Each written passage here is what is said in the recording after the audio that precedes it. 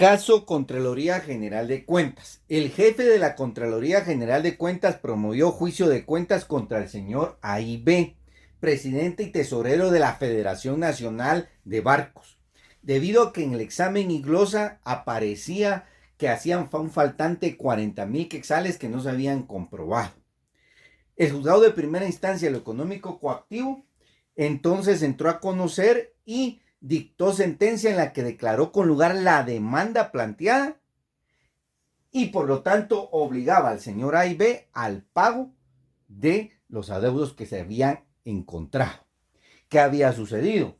Los señores A.I.B. habían presentado como medio de prueba recibos, actas y un contrato en documento privado con firmas legalizadas. De las actas que habían presentado, de las actas solo habían presentado las cláusulas de cada una de las actas en las que se hacía constar sobre la resolución del comité ejecutivo que habían aprobado que efectivamente se gastara ese dinero en actividades que se tenían pendientes y que para eso se habían contratado los servicios profesionales y estaba el contrato también ahí.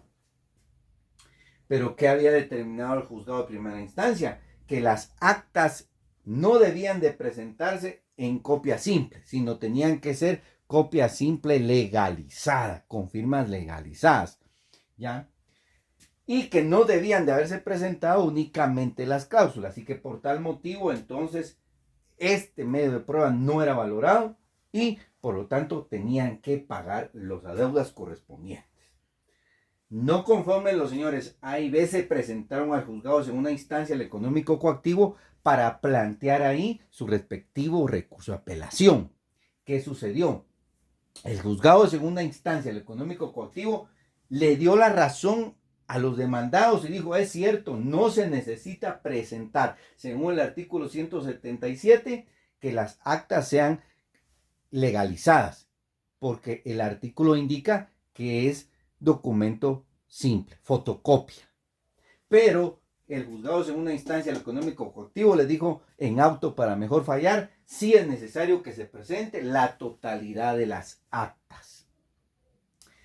Los señores acá que estaban siendo demandados no presentaron estas actas en su totalidad, sino dejaron las actas que ya permanecían dentro del expediente tal y como estaban, solo con los extractos de las cláusulas donde hacían ver que el comité ejecutivo había aprobado esos gastos. Entonces el juzgado de segunda instancia dijo: como no me presentaron la totalidad de las actas que yo solicité, entonces tampoco le doy valor probatorio al contrato que se celebró en documento privado, porque no hicieron caso de presentar la totalidad de las actas.